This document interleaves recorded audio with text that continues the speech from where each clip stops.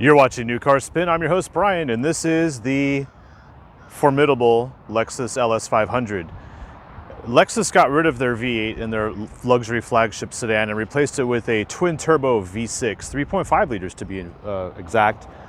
This is not the hybrid, actually, and you can get this in rear-wheel drive and all-wheel drive. So today, I want to discuss with you why I think people who buy SUVs are missing out, because we have reached the pinnacle of luxury cars, especially in sedans. And there are so many features on here. I'm just gonna show you the features and it'll blow your mind. Obviously, there is a power trunk lid. It can activate with the kick of the foot and all that.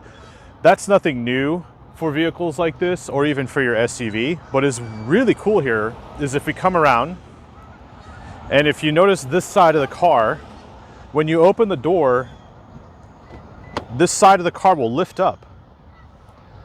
And what that is the air suspension raising the car so it's easier to get in and out of. And when that's an excuse for a lot of people to buy an SUV, you no longer have that excuse because your car will do that for you. Obviously, when you shut it and lock it, it lowers back down to its normal height. So that's the normal ride height right there. And there is a button inside to raise it. So if you're on really rough road, you can get more ground clearance.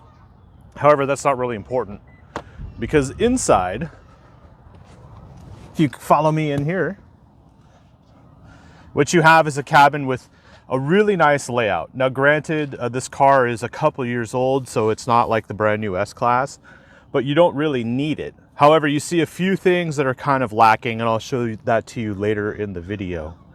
It basically starts up, one-touch start. Car fires up nicely. It's really smooth. It's a very smooth V6. And you have all these configurable seat configurations, massage, but the best part is in the back. So let's put the camera here. We'll put the camera here. Oh, I'll go into the back and I'll show the cameraman or you what this back seat's about. So I'll sit in the driver's seat? Yes. Okay, so go ahead and point the camera this way. Back here I have all sorts of controls to make life easy. I can actually, from back here, move the front seat to a upright and collapsed position. All from the comfort of my seat. Everything is automatic here, and you'll notice what it's doing there is it's folding the front headrest forward and getting everything out of my way, as well as the driver's way so that the driver can see the passenger mirror on the outside of the vehicle. Now, you'll look in here and you'll see no problem with legroom here, so I don't see an excuse to buy an SUV. Now, obviously, we do have more controls back here than just that. I have a full automatic recline, and it's not in a weird position. Like, I don't have to hold a button down here or over here. I press one button on the screen this way, and then everything is at my disposal. So the best part is this footrest, which comes out. Oh, it rises up. This is better than Delta One, in my opinion, because you don't have to wait in any security lines. So in addition to that, I have some options for seat heating and massage. But I'm not the only one here with the massage. Every seat in this vehicle has massage, and there's not just like some token massage. It's a legit centripetal, upper body, lower body, just everything's going on. You can do heat targeting, right? Like a hot stone massage. It's pretty wicked.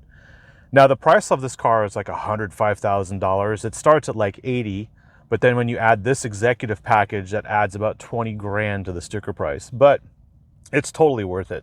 And at the end of the ride, all I have to do is open my door and my seat will return to its normal position. The driver can control some of it from up front, but the passenger is really in control here. And this is the best part. I have a car that's very similar to the way this one operates, except the back seat doesn't do anything. It's called the Volvo S90. In the Volvo, I can push that seat forward. In the Volvo, I have air suspension. In the Volvo, I have the Bowers of Wilkins stereo. But in this Lexus, it just takes everything up a notch. It takes it up with more horsepower. It takes up with a quieter cabin because this has a V6 and not the 4 of my Volvo. I do have panoramic, kind of a panoramic sunroof back here, although I can only control it with this screen, and that's not a big deal to me, but I could raise everything from here, just like I could in my Volvo. My Volvo does not have massage, so what you're getting is a full-on luxury vehicle, but it has features that you will not get in any SUV unless you're spending $150, $200. And yeah, the Mark Levinson stereo in here is great. The leather's great. We've got an ability to raise this, so if you have an extra passenger, there's still a spot for someone to sit if they're small or if you want to punish them. But beyond that, we need to talk about the drive, because the drive is the even better part. It's like a magic carpet. It's not a Rolls-Royce Ghost, but it's very close. Let me show you. Now, of course, on the inside of the LS500, we have everything we need to be comfortable. But since I got out of that back seat right there, what we need to do really is return this back to sort of a normal position. So all I do is I go down here to the seat button, and then on the screen here, I can say full front or return. So let's go return. And what you'll see is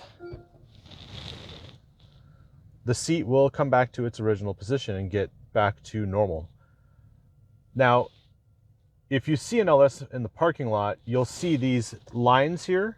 This is your tell that this is the vehicle that has the executive rear seat package. If it doesn't have those lines, it looks here like the driver's seat without the lines, right? Obviously, the lines are there so the headrest can fold forward. The rest of the interior is pretty much standard issue. You've got your rear sunshade, and of course you can control the shades on the side here. And you notice too, in the third window in the back, the shade opens and closes as well, unlike some Audis that don't have that last shade there on that little tiny portal window. And then the sunroof is a split sunroof, not as nice as the Genesis shades. Let's see if I get the camera back. There we go. So you can open that third shade or the second shade back there and keep this one closed, or you can have them both open, which is really cool. And then the rearview mirror, check this out. Goes from a normal mirror to a camera. I don't think you'll ever have enough cargo in this car to block your view out the back, but that is a nice option to have, and you can go back and forth between that. You also have the integrated garage door opener, which is identified by these little icons here, which appear and disappear. That's just amazing. Sunglasses storage, touch sensitive lights, and our controls. Obviously we have a setup there for emergency response. Something else we have is heated seats. So I'm going to turn mine off right now. You can have automatic heated seats. You can do this thing called concierge, which will set up your seat climate to the ambient temperature outside as well, because it's 62 degrees, as well as the temperature you have set inside the car. So everything's just kind of handled. So concierge is nice. It is nice though to have a heated seat button here. Some Lexuses don't even have that option. You have to go through a menu and some silly stuff. But luckily, this is also a touch screen.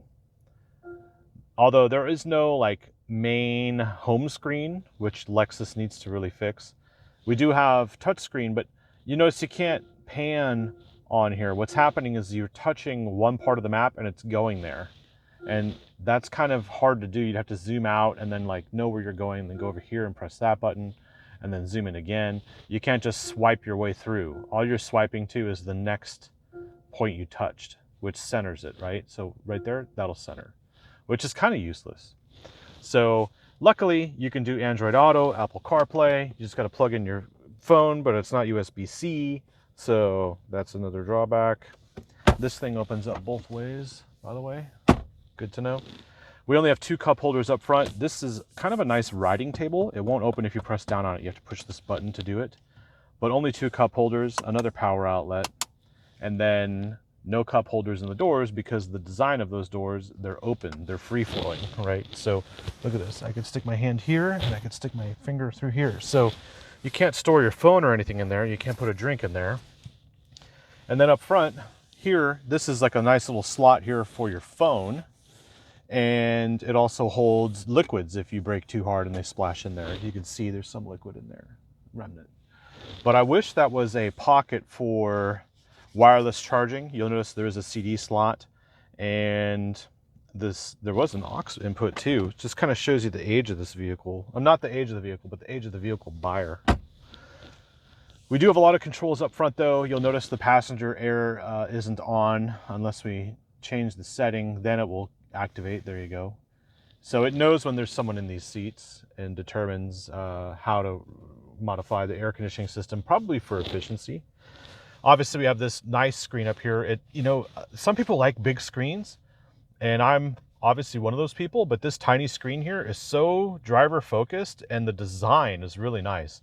You can have as big of a screen as you want, but if the design sucks, what difference does it make? Here, it almost looks like I'm looking at a very nice watch, and I can use this button here to scroll through the different features of that. And while it doesn't look like a large screen, the design of it is just so slick. I am a fan of that design. And that's funny because it's a typical Toyota feature, right? The same font, the same everything, but it's just the way they packaged it and put it nice and tight. That is a good design. You'll see it there. It says comfort. That's for the ride quality. And if we go up here, we can change it, push in for normal, and then we can go up for sport, and then go up for Sport Plus. And the one thing I do have a complaint about is like when a warning message comes up, there's like an icon on the top right, and it's like a back arrow. Well, I instinctively look or intuitively look right here for that back arrow, and it doesn't exist. It's actually over here. So the UI aspect of that is if I open the door, you see that little icon there? It's not here, it's over here. And I wish that they had put that icon on the left, so I would be looking for it on the left, because that's it right there, right? That's just a little thing that I wish they would have done. And once it happens to you once, it'll drive you crazy forever. So keep that in mind. It's not just a little nitpicky thing. It's like, where is that stupid button? And it happens when you're in a drive-through and the parking camera kicks in and it's like escape or exit. Like, I keep looking here for it. It's over here. And then this gets us to different menus, so that's good to have. Now, let's talk about the ride quality. It's amazing. Just put it in drive, over and down. It's very similar to the way the hybrid system was. When we put it in drive, the rear seats actually recline a little bit more, and both of them do. Not fully, obviously, until we put this front seat forward. Okay, we're gonna go ahead and make this U-turn. It's kind of tight here. This car can do it on a normal size road. This is obviously slightly larger. We have a 360 camera as well. It's really cool. Let me show you that. Let's go here.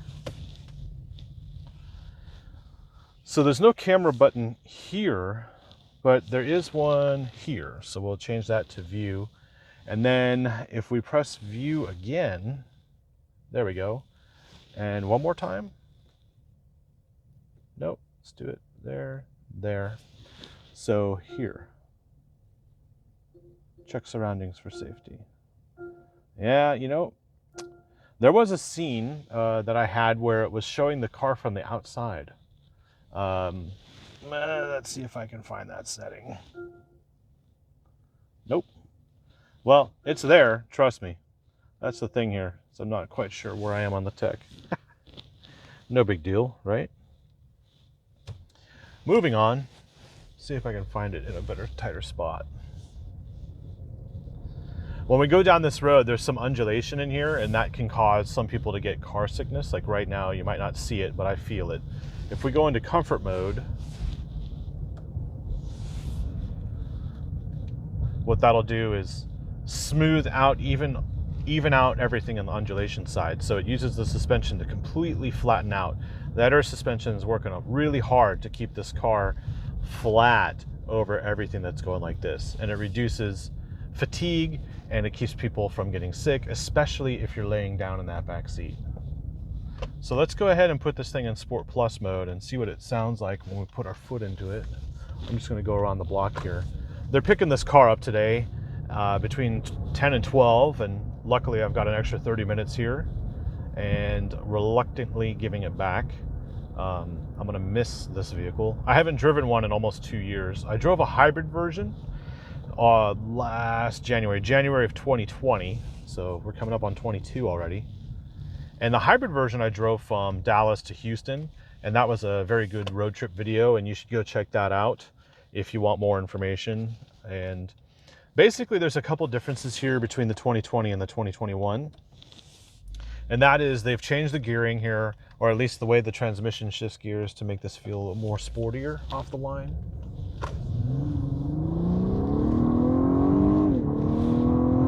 Woo! Man, that second gear, when it changes into that second gear, the car just feels like it rises up and just scoots like a scolded dog. It's not that I'm into abusing dogs, but or anything in that line, but the thing is, like, the way it moves, it's up and out, and that's contradictory to normal Lexuses. And I would say, you know, the clientele that buys this kind of car obviously is endowed with a large wallet, but also is kind of older. And that's the problem that Lexus has, is they have all these older people buying their cars because they've been buying them for such a long time. They just keep buying them because they're so reliable, or whatever you want to say. They're just used to Lexuses. Let's see if I can get that camera thing to kick in a cool way again. Hit the camera icon. Camera. So there we go. Look at that. That's cool. So it's the invisible car, and that's nice. It doesn't turn the wheel or anything, and it doesn't show perspective. Let's let this guy go. But if we were going to do a full 360,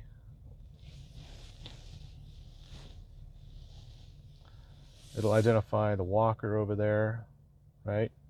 And so if we go around in a 360, it'll do it here, obviously. This is about 4 lanes total. We can see if the curb's in front. We can make our way around, right? Plenty of space. So the turning circle is really tight for a car this size, and the power is great for a car this size. You can't get the V8 anymore, but you're not going to miss it with this. This is like 415 horsepower.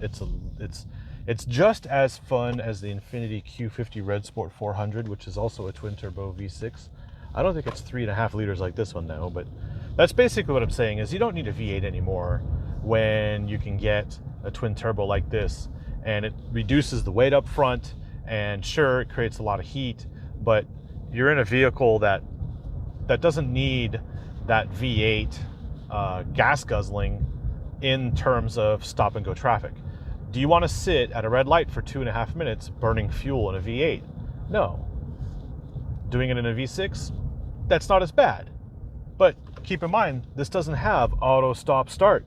So when you're at the red light, this car stays on. Unlike some of the German competitors, you don't have to come in and disable that every single time. This car doesn't have that nonsense.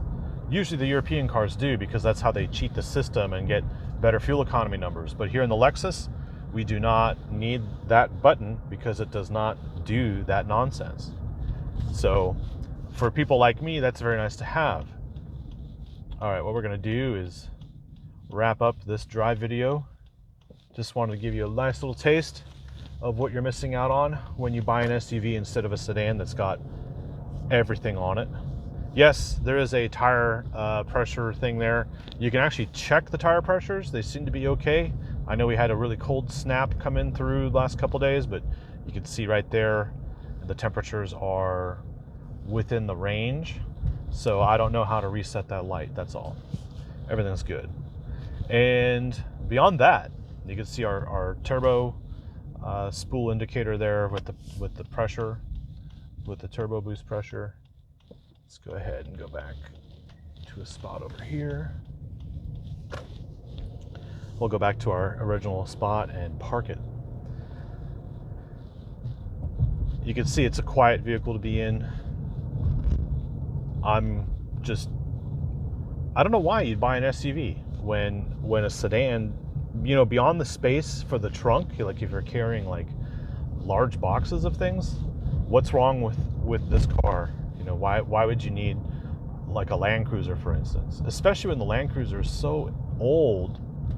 There's nothing wrong with them other than the fact that the safety systems aren't as modern as in this sedan. You know, there are more stringent crash safety standards for these sedans than there are for SUVs. And you can get this in all-wheel drive, so it's not like you need an SUV to get the all-wheel drive factor in the snow. And because you can raise this thing up, you can press that button right there, boom, and it will say high. It goes into high mode. That means you could drive this in some pretty deep snow, you know, on as far as like road covered snow, and not be affected by, you know, some ruts, snow ruts and things like that. We're going for it.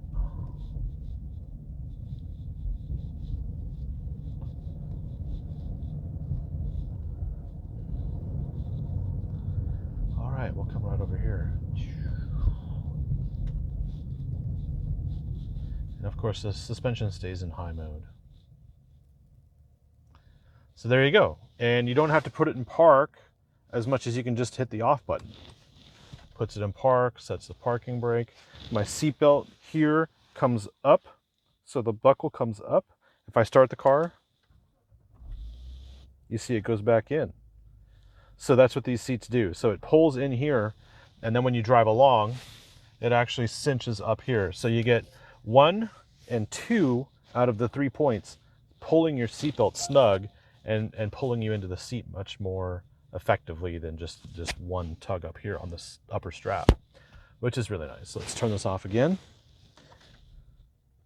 That raises up, see that? And these are also lit at night, so you can see where it is. Nice feature, very nice feature. Let's go ahead and open this up. And the last thing I'll show you are the soft closed doors. Not unique to sedans anymore either. There you go. And it's on the front and the rear. You notice the seat comes back in when you open this back door. So when you're in driving mode, the seat extends out and reclines a little bit. When you park, open the door, it goes back into a normal mode to make it easier to get in and out of. Plus the car is lifted. So if we close it, it'll soft close. There you go. And then if I lock it, you'll notice the car lowers. Probably hard to see. And if I open it, it'll raise up again. Hard to see again. So there you go, the LS500. They're gonna pick it up today, and eventually, you know, cars are gonna go electric. I'm gonna miss this one. Like, subscribe, comment. Thank you for watching.